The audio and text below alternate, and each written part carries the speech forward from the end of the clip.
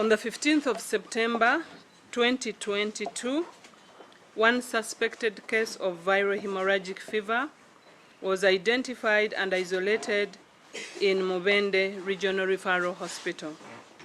The patient was a 24-year-old male who lived in Ngabano village of Madudu sub-county.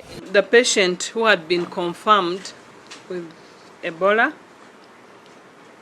passed on, and the current situation is that the body is isolated in the mortuary, waiting to be buried by the medical team.